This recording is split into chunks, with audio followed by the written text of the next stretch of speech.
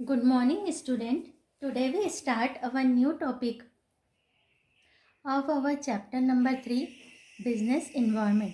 We already study in this chapter meaning of business environment, characteristics of business environment, importance of business environment, and component or factors of business environment. We know the factors of business environment is internal and external. Internal environment is not the study. In this chapter we study about the external environment factor. External factor को हमने दो में divide करा है, special factor और general factor. Special factor में customer, supplier, competitor, general public and marketing. इन general factor में economic, political, social, legal and technical environment we are study. We study about economic environment and non-economic environment also. Our next topic is demonetization, a general study.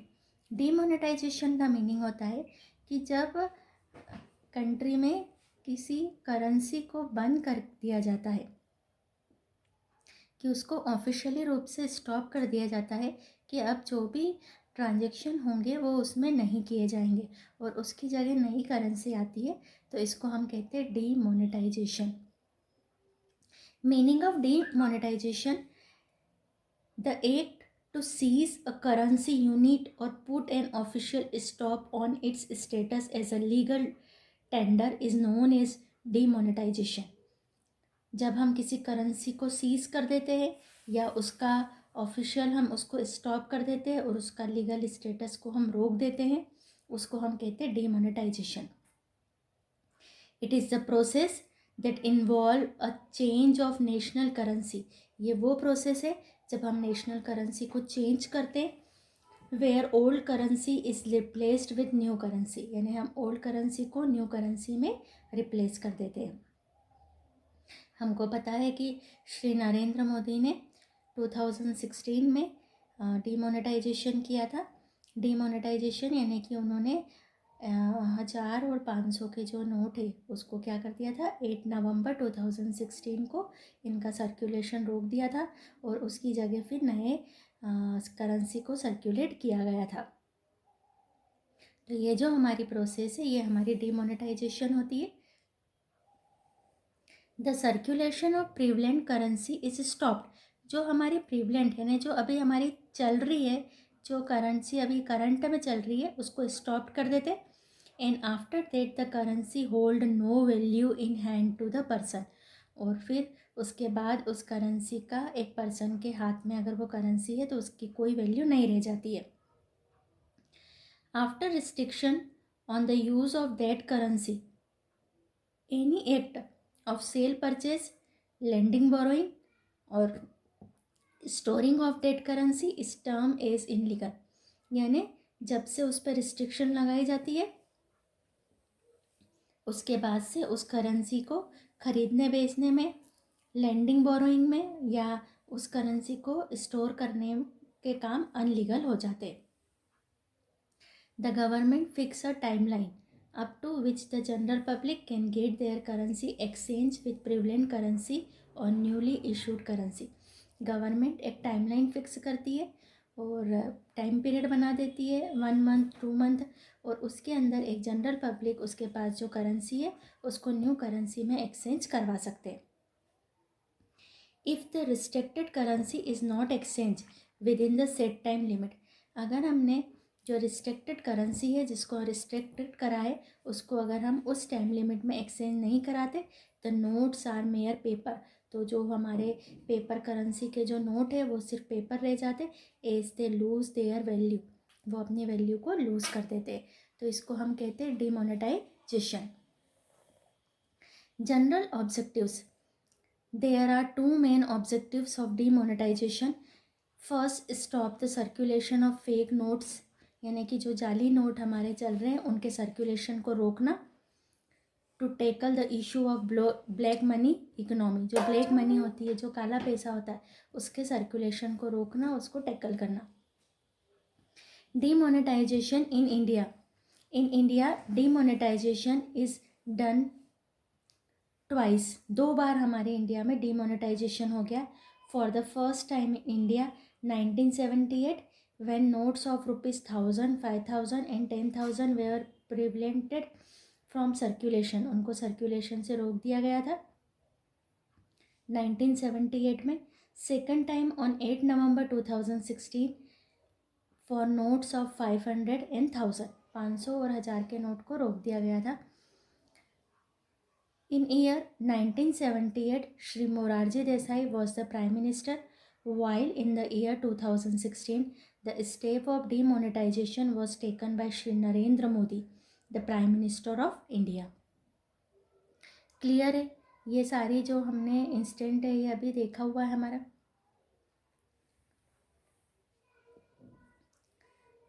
Objective of demonetisation year 2016. 2016 में demonetisation करने का object क्या था? First, removing black money from country, country से black money को remove करने के लिए.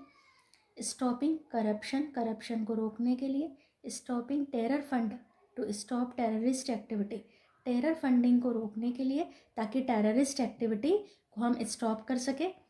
To track fake currency, fake currency यानी जाली नोटों को ट्रैक करने के लिए.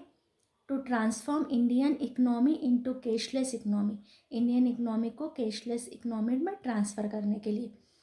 To bring tax evasion to halt, tax evasion यानी कर जो टैक्स को लोग चोरी कर लेते, टैक्स पूरा पे नहीं करते, उसको रोकने के लिए.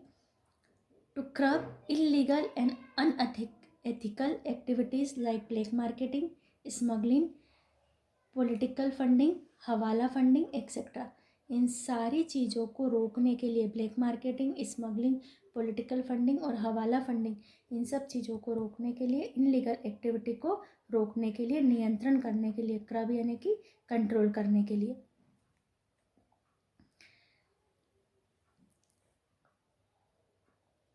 Advantages of demonetisation.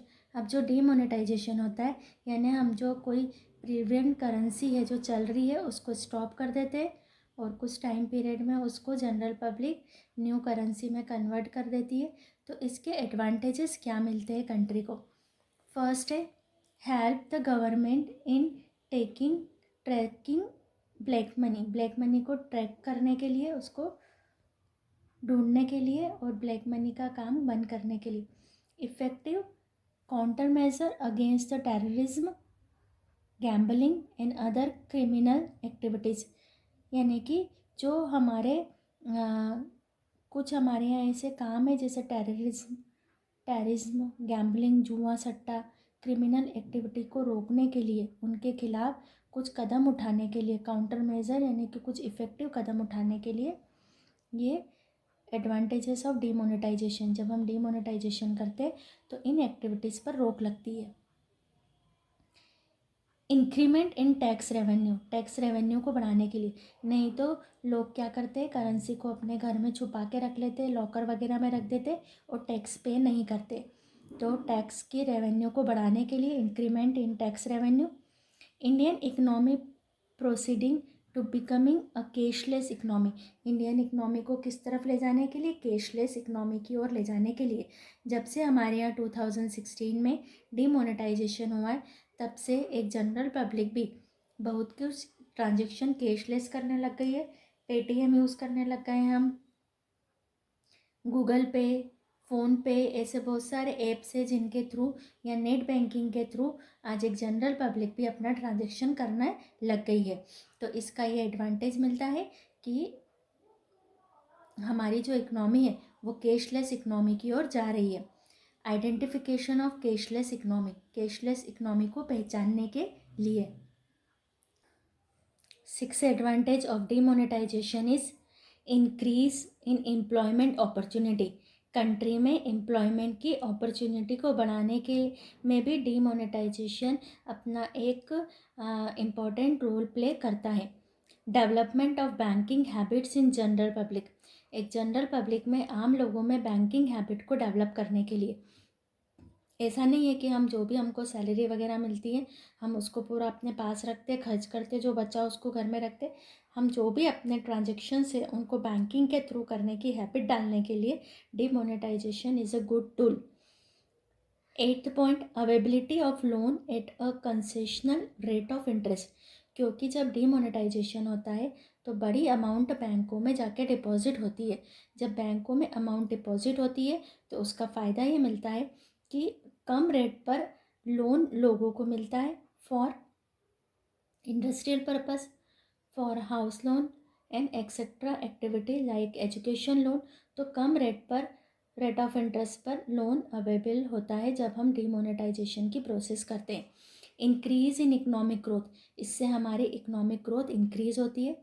Expenditure on social welfare programme, जो हमारे पैसा होता है, हमारा जो मनी होती है, करेंसी होती है, वो सोशल वेलफेयर के प्रोग्रामों में एक्सपेंडिचर उनका होने लगता है। अब ये तो हमने एडवांटेजेस देखे कि ये डीमोनेटाइजेशन से कंट्री को क्या एडवांटेजेस मिलते हैं। कुछ इसके नेगेटिव इफ़ेक्ट भी होते हैं जो डीमोनेटाइजेशन के आते हैं। Inadequate supply of new notes affecting day to day budget of citizen and businesses. हमने देखा था 2016 में जब एकदम से 500 एंड 1000 के नोट बंद कर दिए थे तो लोगों के पास डे टू डे वर्किंग के लिए, डे टू डे काम के लिए करेंसी की प्रॉब्लम आ गई थी, क्योंकि इनएडिक्वेट पर्याप्त सप्लाई नहीं हो पाती है न्यू नोट्स की एकदम से। Adverse effect on tourism in country, country के टूरिज्म पर यानी जो पर्यटन होता है उस पर एडवर्स इफेक्ट पड़ता है, क्योंकि जो एक्सेस पैसा होता है लोगों का वो बैंकों में जाता है। बैंकों में जाने पर लोगों को टैक्स देना पड़ता है, तो टूरिज्म पर इफेक्ट आता है।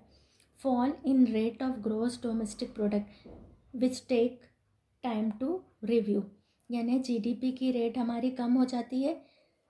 Other information, in present times note of rupees 10, 20, 50, 100, 200, 500 and 2000 are issued in India। ये सारे नोट हमारे इंडिया में इशू है। The future issue notes of rupees 1 to 5 is stopped and coins for the same are circulation. और जो 1 rupees का, 2 rupees का और 5 का जो करेंसी है, पेपर करेंसी, उसको रोक दिया है और उसकी जगह इनके कॉइन्स सर्कुलेशन में है। Important, the activity relating to money and money circulation are taken care by the Reserve Bank of India in India। ये जो पूरी एक्टिविटी है हमारी करेंसी की सर्कुलेशन की, कि कितनी करेंसी सर्कुलेट होगी, करेंसी कैसे प्रिंट होगी, तो ये जो पूरे राइट्स है हमारे इंडिया में वो हमारे रिजर्व बैंक के पास है। The Indian government tax decision regarding issue of money currency, जो हमारी इंडिया की गवर्नमेंट होती है, सेंट्रल गवर्नमेंट, वो मनी के इशू से रिगार्डिंग डिसीजन लेती है। फॉर वेरियस नोट्स डिमोनी डी denomination in consultation with reserve bank of India. जो नोट्स है हमारे उनको कैसे हमको डिनोमिनेट्स करना है, उनको कैसे उनके टुकड़े करना है कि 10 का, 20 का, 50 का, 100 का, 1000 का नोट, कैसे नोट हमारे इंडिया में सर्कुलेट होंगे, इसका जो पूरा डिसीजन है, ये पूरा डिसीजन हमारी गवर्नमेंट ऑफ इंडिया लेती है। और किसके कंसल्टेशन से? Consultation with reserve bank of India, यानी रिजर्व बैंक ऑफ इंडिया और इंडियन गवर्नमेंट मिल करके ये पूरे डिसीजन लेते जो भी activity related to money and money के सर्कुलेशन से रिलेटेड जो एक्टिविटी होती है। Demonetisation is very important for our business environment, क्योंकि हम पढ़ रहे हैं जो चैप्टर हमारा बिजनेस इन्वायरमेंट है। और बिजनेस इन्वायरमेंट में जो हमने देखा है कि गवर्नमेंट की पॉलिसी, इकोनॉमिक इन्वायरमेंट, उसमें बैंकिंग पॉलिसी और जो पॉलिसीज़ रिलेटेड टू बिज़नेस, जो बिज़नेस को क्या करती है, बाहर से इफ़ेक्ट करती है। तो ये ऐसी पॉलिसी थी डिमोनेटाइजेशन जिसने इंडिया में बिज़नेस को इफ़ेक्ट किया है। हमने देखा कि 2 बार हमारे यहाँ डिमोनेटाइजेशन हुआ है। तो हमने ये जो डिमोनेटाइजेशन है इसके हमने पॉजिटिव इफ़ेक्ट भी देखे कि इसके पॉजिटिव इफ़ेक्ट क्या होते हैं, इसके नेगेटिव इफ़ेक्ट क्या होते हैं, इसकी कैरेक्टरिस्टिक्स क्या होती है। तो इस तरीके से आपको पूरा डीमोनेटाइजेशन तैयार करना है। इसको आपको कॉपी में नोट नहीं करना है, आप इसको बुक से ही रीड करके, आपको इजी है, कोई बहुत डिफ़िकल्ट नहीं है, तो बुक से ही रीड करके आपको पूरा डीमोनेटाइजेशन आपको एक बार अच्छे से रीड करके रखना है। अगर कोई प्रॉब्लम हो तो आपको पूछना है। वैसे ये सिंपल है, कोई ऐसी आपको प्रॉब्लम इसमें आएगी नहीं। Economic changes initiated by the government of India since 1991। ये हमने 11th में भी हमने पढ़ा था कि हमारी इंडिया में कुछ इकोनॉमिक चेंजेस हुए थे 1991 में। We know our India is independent on 1947। 1947 में जब हमारा इंडिया इंडिपेंडेंट हुआ, उस समय जो हमारी कंट्री की सरकमस्टांसेस थे वो इस तरह से थे कि हमारा पूरा इंडस्ट्रियल ग्रोथ पूरी रुक चुकी थी। हमारी एग्रीकल्चर में जो प्रोडक्शन था वो भी बहुत कम था, गरीबी बहुत ज़्यादा हो गई थी, और जो हमारा इंडस्ट्रियल ग्रोथ, जीडीपी ग्रोथ बिल्कुल कम थी। उसके बाद हमारे इंडिया में इंडस्ट्रियलाइजेशन किया गया, बहुत सारी इंडस्ट्री लगाई गई, बट हमारा इंडिया का जो एक्सपीरियंस था वो इस तरीके से था कि अगर कोई फॉरेन कंपनी आके यहाँ पर अपना बिजनेस करती है तो वो धीरे धीरे पूरी कंट्री पर अपना अधिकार कर लेती है, क्योंकि ईस्ट इंडिया कंपनी के थ्रू ब्रिटिश इंडिया में आए थे और उन्होंने फिर पूरे ट्रेड पर अपना कब्जा करा। देन उन्होंने पॉलिटिकल भी पूरा अपना कब्जा कर लिया था। तो इंडिया वाले बहुत डरे हुए थे, तो उन्होंने पूरे रिस्ट्रिक्शंस लगा दिए थे कि इंडिया में कोई भी फॉरेन कंपनियां इन्वेस्टमेंट नहीं करेगी। पूरा जो काम था वो पब्लिक सेक्टर के हाथों में, अधिकतर जो काम था वो पब्लिक सेक्टर के हाथों में था। लेकिन 1947 से लेकर 1991 तक जो इंडिया की ग्रोथ थी वो बिल्कुल ही स्लो थी, कुछ भी यहाँ पर इंडस्ट्री में ग्रोथ नहीं हुई थी। उसके बाद 1991 में इकोनॉमिक चेंजेस किए गए। इकोनॉमिक चेंजेस में 3 मेजर स्टेप लिए गए: प्राइवेटाइजेशन, लिबरलाइजेशन एंड ग्लोबलाइजेशन।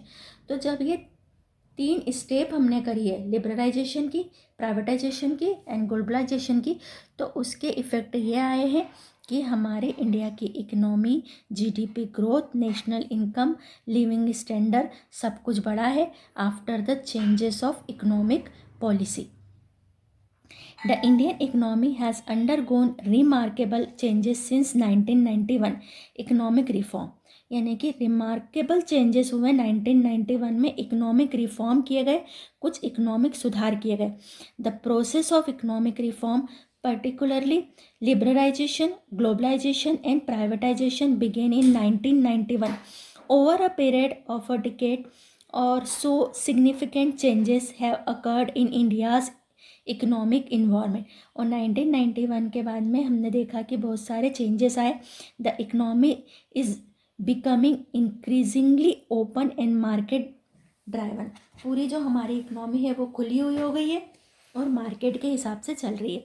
अब हमने जो इसमें 3 मेजर स्टेप जो किए हैं, लिबरलाइजेशन, प्राइवेटाइजेशन एंड ग्लोबलाइजेशन, उसको हम डिटेल में देखेंगे। फर्स्ट हम ले रहे हैं लिबरलाइजेशन।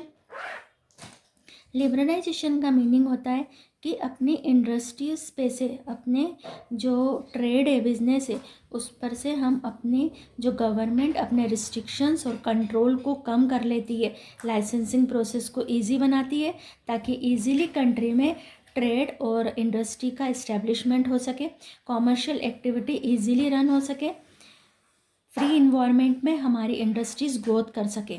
तो लिबरलाइजेशन यानी गवर्नमेंट के रिस्ट्रिक्शंस को कम करा। तो 1991 में फर्स्ट जो स्टेप लिया गया वो लिबरलाइजेशन था, यानी गवर्नमेंट ने अपने बिजनेस प्राइवेट सेक्टर पे से रिस्ट्रिक्शंस को कम किया। In relation to economy by liberalisation we mean those economic policies through which various government restrictions and controls on industries, trade, business, commerce, and other economic activities are either completely abolished or significantly reduced so that the industries can grow in a free environment. क्या किया गया liberalisation में? जो हमारी economic policies के through government ने various government restriction and control on industry, trade, business, commerce and other economic activities either completely abolished, या तो हमने उनको पूरी तरह एबॉलिश्ड कर दिया और उनको सिग्निफिकेंटली रिड्यूस, यानी कई हद तक हमने उनको रिड्यूस कर दिया, जिससे कि हमारी इंडस्ट्री की ग्रोथ एक फ्री इन्वायरमेंट में हो सके। In simple words, economic liberalization is that process in which economic restrictions are either abolished or relaxed to bring openness and free play in the economy. यानी लिबरलाइजेशन वो process है जिसमें हमने economic restrictions को पूरा हटा दिया या इतना रिलैक्स कर दिया कि आराम से एक फ्री इन्वायरमेंट में हमारी इकोनॉमी काम कर सके। These on hand side increases capital mobility, improve an unstable economy, and on the other hand makes the independent and capable to face foreign competition. हमने अपनी इकोनॉमी को इतना कैपेबल बनाया है कि हम फॉरेन कंपटीशन को फेस कर सके। क्योंकि पहले क्या हो रहा था कि इंडिया में फॉरेन कंपनियों पर रोक थी कि फॉरेन वाली कंपनियां यहाँ पर अपना गुड्स नहीं बेच सकती, यहाँ पर अपनी यूनिट इस्टेब्लिश नहीं कर सकती। तो इंडिया की जो इंडस्ट्री थी वो वीक हो रही थी, वो फॉरेन कंपनियों के सामने टिक नहीं पा रही थी। लेकिन जब उनको फ्री इन्वायरमेंट में ग्रोथ करने का अपॉर्चुनिटी मिली तो वो इतनी कैपेबल हुई कि वो फॉरेन कंपनियों का सामना कर सकती है, उनको फेस कर सकती है। आज अगर हमारी कंट्री में कुछ फॉरेन कंपनियां काम कर रही है तो हमारी डोमेस्टिक कंपनियां भी उनसे टक्कर ले रही है। और ऐसा नहीं है कि फॉरेन कंपनियां आके यहाँ पर ट्रेड कर रही है तो हमारी डोमेस्टिक कंपनियां फेल हो रही है। तो हमने अपने आप को इंडिपेंडेंट बनाया, हम डिपेंड नहीं है, हम जो हमको गुड्स लग रहा है, जो हमको प्रोडक्शन लग रहा है, वो हमारी कंपनियां खुद बना रही है, खुद बेच रही है और वो कैपेबल हो रही है। ऑब्जेक्टिव्स और कैरेक्टरिस्टिक्स ऑफ लिबरलाइजेशन। लिबरलाइजेशन के ऑब्जेक्टिव क्या है, कैरेक्टरिस्टिक्स क्या है? To bring about basic improvement in the economy and to encourage private competition to make it capable to face foreign competition.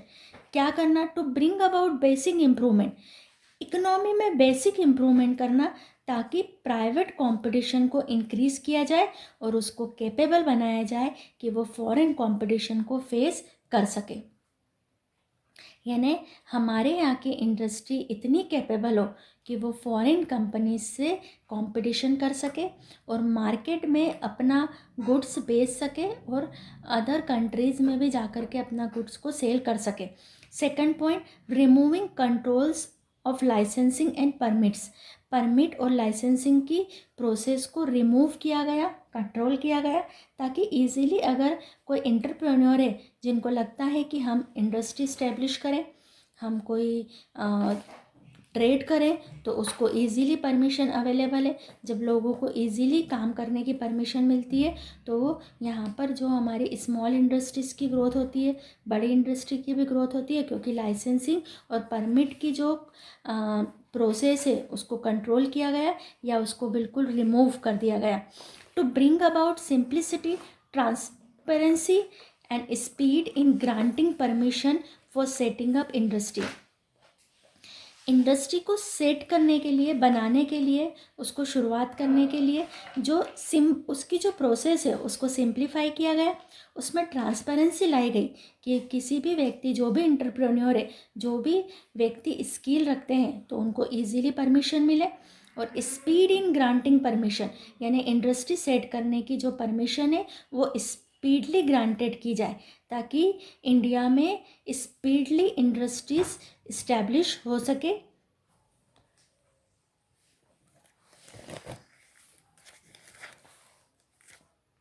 Fourth objectives और characteristics of liberalisation is liberalising and making the production free of control. क्या करें हम? जो production हो रहा है वो control से फ्री होकर के बना सके। जो भी हमारे बिजनेसमैन है, जो भी हमारे एंटरप्रेन्योर है, वो बिना किसी कंट्रोल के, फ्री ऑफ कंट्रोल, कोई उनके ऊपर गवर्नमेंट के रूल्स, रेगुलेशन, रिस्ट्रिक्शंस को कम कर दिया जाए ताकि वो इजीली प्रोडक्शन कर सके। Fifth, controlling inflation by reducing budgetary deficit, यानी कि इन्फ्लेशन यानी महंगाई को कंट्रोल किया जाए, बजटरी डेफिसिट यानी बजट का जो हमारा डेफिसिट है, घाटा है, उसको कम किया जाए। Because before 1991 our public sector जो था वो पूरा लॉस में जा रहा था, और पब्लिक सेक्टर के लॉस में जाने के कारण गवर्नमेंट को एक बहुत बड़ा बजटरी डेफिसिट को फेस करना पड़ रहा था। गवर्नमेंट की इनकम कम थी और गवर्नमेंट के एक्सपेंसेस ज़्यादा थे, तो ये जो पब्लिक सेक्टर था जो पूरा लॉस में जा रहा था, तो उसको गवर्नमेंट ने डिसइन्वेस्टमेंट करा, उसको प्राइवेटाइजेशन कर दिया उनको, जिसके थ्रू गवर्नमेंट का डेफिसिट, गवर्नमेंट का घाटा कम हुआ। और जब गवर्नमेंट का डेफिसिट, बजटरी डेफिसिट कम होता है तो इन्फ्लेशन को कंट्रोल कर सकते हैं। अदरवाइज़ अगर गवर्नमेंट का बजटरी डेफिसिट बढ़ता जाएगा तो कंट्री में इन्फ्लेशन की रेट भी बढ़ती ही जाएगी। 6 point, to make balance payment condition favourable, जो बैलेंस ऑफ पेमेंट है यानी कि कितना एक्सपोर्ट और इंपोर्ट है उसकी कंडीशन को फेवरेबल बनाया, यानी हमारा जो इंडिया का प्रोडक्शन है वो बाहर की कंट्रियों में भी सेल हो सके, इस तरीके से उसको बनाया गया कि बैलेंस ऑफ पेमेंट बना रहे। To remove hindrance in the process of the economic development, economic development में जो भी बाधाएं थी उन बाधाओं को रिमूव किया गया, हाइड्रेंस को रिमूव किया गया। 8, increasing competition in the local Indian industries to enable them to fight foreign competition better, हमारी जो लोकल इंडियन इंडस्ट्रीज थी उनको हमने कंपटीशन उनमें इंक्रीज की ताकि वो फॉरेन कॉम्पिटिटर्स को फेस कर सके।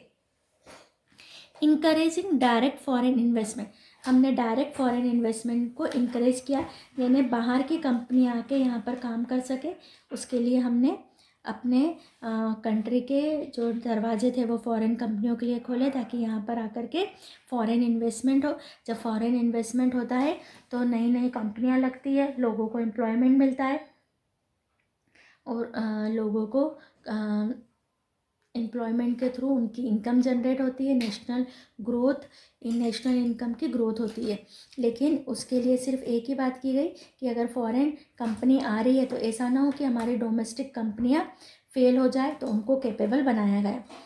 Bringing efficiency and productivity in sick public sector industries, sick public sector industry का मीनिंग होता है ऐसी पब्लिक सेक्टर इंडस्ट्री जो बीमार है, बीमार, सिक का मतलब है जो लॉस में जा रही है, तो लॉस वाले पब्लिक सेक्टर को हमने इफेक्टिव बनाया, उनमें इफिशियंसी लाई, उनकी प्रोडक्टिविटी को बढ़ाया। To bring basic reform in financial sector and develop capital and money market, हमने बेसिक रिफॉर्म किए फाइनेंशियल सेक्टर में और कैपिटल और मनी मार्केट को हमने सुधारा, डेवलप किया। To eliminate wastage of resources, unnecessary expenses and bureaucratic inefficiency, हमने रिसोर्सेज का वेस्टेज, जो भी रिसोर्सेज हमारे इंडस्ट्री में लगे उनके रिसोर्सेज को, वेस्टेज को एलिमिनेट करा, अननेसेसरी एक्सपेंसेस और ब्यूरोक्रेटिक इनएफिशिएंसी को दूर हटाया। To support fast development of agriculture sector, agriculture sector के फास्ट डेवलपमेंट को सपोर्ट किया। To give greater priority to research and innovation, research और इनोवेशन को हमने प्रायोरिटी, ग्रेटर प्रायोरिटी पर उनको रिसर्च और इनोवेशन को रखा, क्योंकि इंडस्ट्री में जितने रिसर्च और इनोवेशन होंगे उतना ही प्रोडक्शन लो या मिनिमम कॉस्ट पर होता है। To remove basic problems like poverty, unemployment, illiteracy, economic disparity and much as possible to establish better coordination with other countries of the world economy, हमने अपनी कंट्री की इकनॉमी को वर्ल्ड की economy से coordinate किया और हमारे कंट्री की जो बेसिक प्रॉब्लम थी, पॉवर्टी यानी एम्प्लॉयमेंट, इलिटरेसी, इकोनॉमिक डिस्पैरिटी, इन सब को हमने दूर हटाने की कोशिश करी। तो लिबरलाइजेशन के हमने 15 ऑब्जेक्टिव पढ़े, आपको एनी 5 ऑब्जेक्टिव करना है, तो आपको अपना मीनिंग तैयार करना है लिबरलाइजेशन का और ऑब्जेक्टिव तैयार करना है।